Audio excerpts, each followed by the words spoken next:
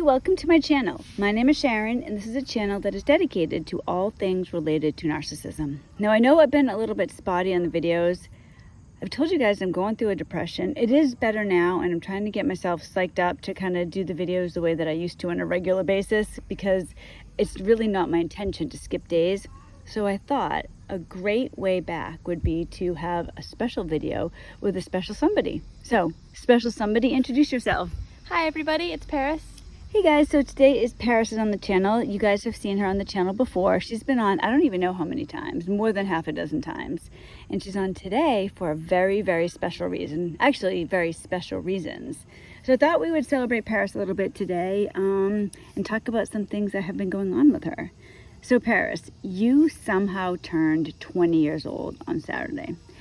Remember, you guys, I was 10 when I gave birth to Paris, so I'm still incredibly young. So don't mistake that. So Paris and I, of course, can always pass for sisters. But Paris turned 20 years old, you guys, and she had a fantastic birthday weekend. And not just that, something happened the day before your birthday, too. So we're going to get into all that in today's video, so stay tuned because lots of fun stuff is coming up.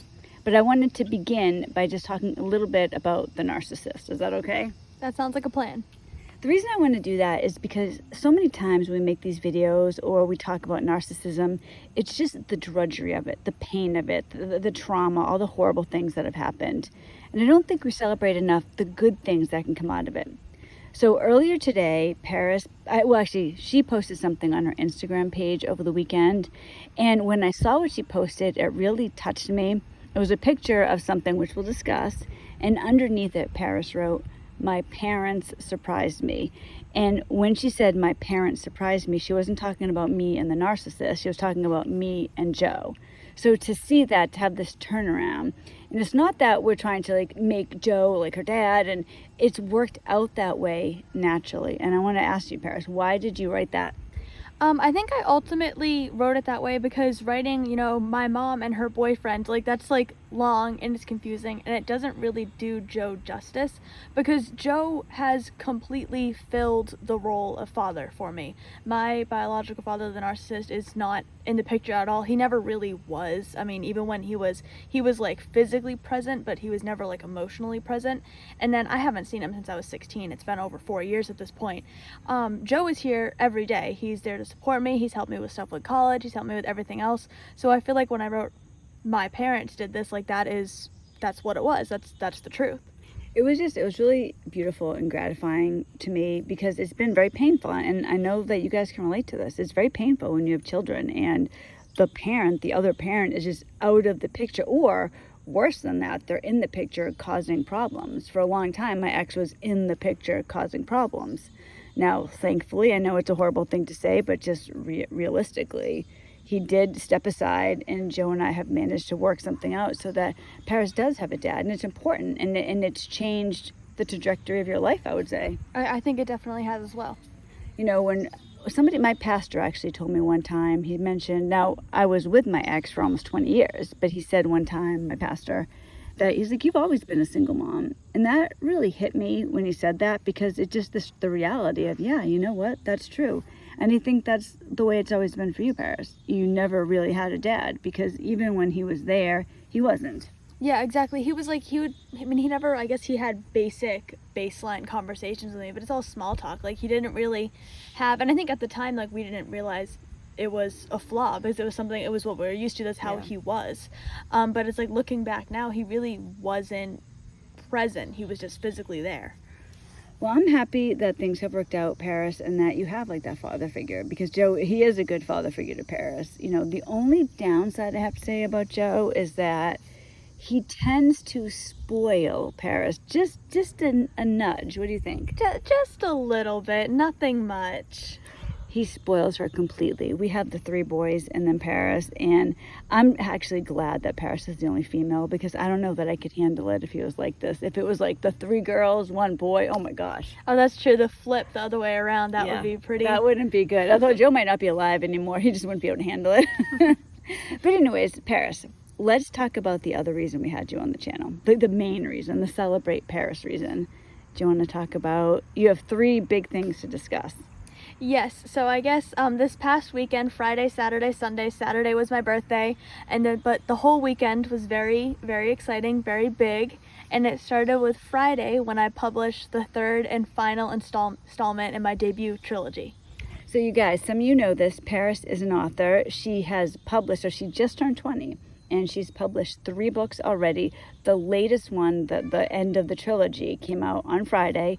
Paris had this planned because she had the first book last year out on her birthday, so the day she turned 19, and she wanted to have the whole trilogy out before she turned 20, so she did it the day before. So I'm really proud of you, Paris.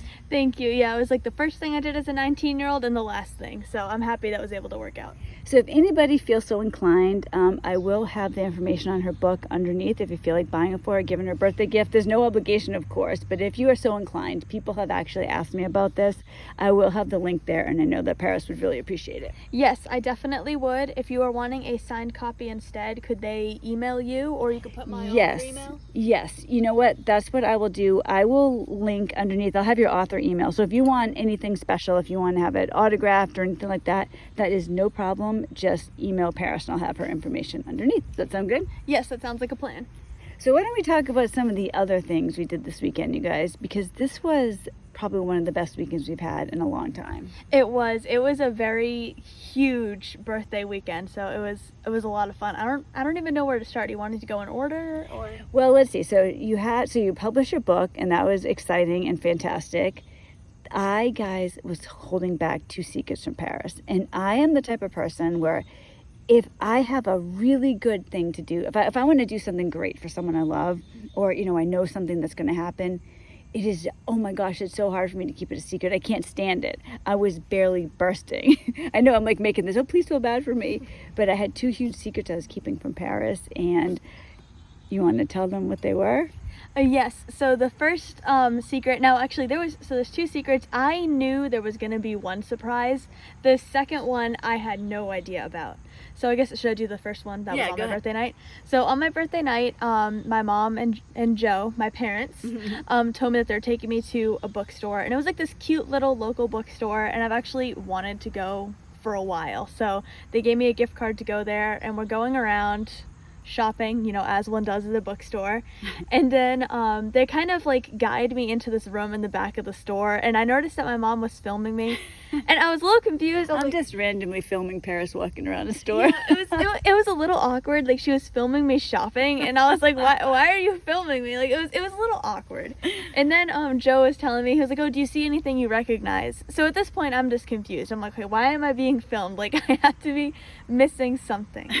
And I look next to myself, and on the shelf in the bookstore are my books. So, you guys, Joe and I we happened to go to this bookstore, all right? And we're walking around, and we start talking to the owner, and I mentioned that, Paris writes books, and the lady was really interested. And then I was like, oh, is it possible you publish? I mean, do you sell books by local authors? She's like, yeah, we could look into that. She's like, bring in some of her books. So I slyly went back to the house and told Paris I needed to buy books from her. I was like, I just want to have some copies.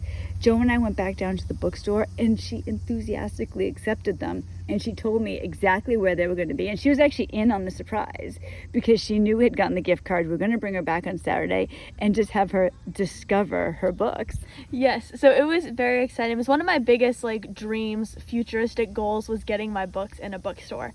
And I wasn't really sure how to start that process. It was something that I wanted to look into this fall, actually, now that I've published the entire trilogy. And they did it. My books are on the bookstore, and actually the owner, when I was there, told me to bring down my 3rd book when I have a chance, and I can get that on the shelves as well. She also has a book in the local public library, so that's exciting too. Yes, I need to bring copies of my other books down to the library as well. That process seems like harder, actually. It seems harder to get your book in the library than it is to get it in the store, because the library, it took them 2 months to accept it. It seems like they took it right. Yeah, it is a process that they have to go through. But you guys, so this was I was so excited to be able to do this for Paris, and she actually did it. But I think it's just a testament, and this is why I have Paris on a lot. She's very mature for her age, although now you're in your 20s, so, But you're very mature for your age, and you have a good attitude, and, you're not afraid to go after the things that you want to go after. You're not afraid of hard work, and it really shows, and you really have been a phenomenal success. Thank you. Yeah, and I'm very like ecstatic. I want to keep going back to that bookstore. I need to like refrain myself. Like, Did it sell yet? Did it sell? yeah, exactly. I'm like, oh my gosh, like, is there still copies there? Like, has it been sold out yet? Like, I better provide more copies. Exactly. But yes, which is the contract and everything. It's awesome. I was really happy for her. And you guys, I barely could contain that. I was telling everybody. Joe was actually mad at me because I was telling so many people. But I was going to blow. I couldn't have kept it a secret for much longer. Yeah, no, it was close. I know you told actually my best friend, and my best friend was also teasing me like, oh yeah, I know what the surprise is. Oh, you guys, it was horrible. It was so horrible for me. But it worked out great. Do you want to talk about what else we did this weekend? Yes. So the second surprise, so this is a surprise that like I knew, my mom told me a few weeks ago to clear my schedule on the day after my birthday. So I requested the day off of work. So I knew we were doing something, but like I had no idea what it could possibly be. I was like, I don't know what she could have had planned. What she had planned was there is, we have followed this man, this reptile breeder, Brian Barczyk, for like almost 10 years now on YouTube. He has a vlog. He has like this big breeding business. We bought snakes from him before, and he has a reptile zoo in Michigan called the Reptarium. So she surprised me by, we did a day trip on Sunday to go visit the Reptarium. Guys, if you are into reptiles and you live anywhere near Utica, Michigan, I highly recommend it. Brian Barczyk is an amazing man. He's actually ill with cancer right now, so if anybody is a prayer warrior, please pray for him. He's a great man. I'll link some of his videos below. He has a daily vlog, so I'll link. Oh, Potato. Actually, Paris can tell you about Potato. She just asked about Potato. So he has a daily vlog, and I'll link the latest one if you want to check him out. But at the reptile zoo, they had this reptile called Potato. Paris, do you want to talk about Potato? Oh, my son. And this is like actually longer ago than I realized. About 5 years ago, Brian on his daily vlog posted this video where it was a blue-tongued skink, escaped in the Reptarium.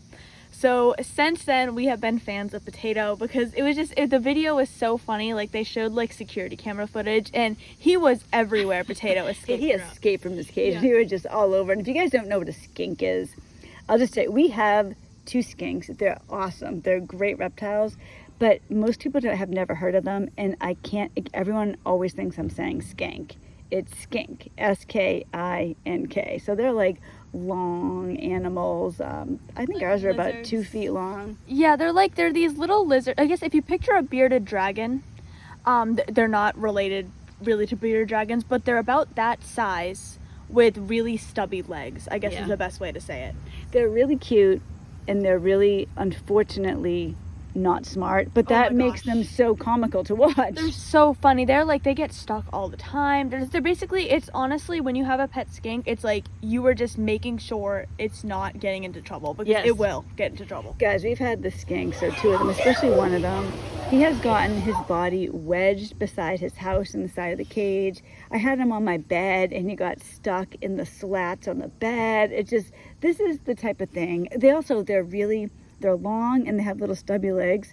We have one of them that can climb. Remember, he climbed up at the top of my shoe rack. So we've had interesting times with the skinks, but it's funny. Yes, it's funny. And Potato is like, I wanted to see Potato in person. So when I saw his tank, and I saw Potato in his tank, I almost screamed. I was ecstatic. I was so excited. Now, this is an interactive reptile zoo, so we got to hold Potato. Highlight of the weekend there. Yes, Paris has photos of her. I'll put them in there, of her holding Potato, the escape artist. Oh my gosh, I'm obsessed with Potato, and I have decided he's a Centralian blue-tongued skink. I want one.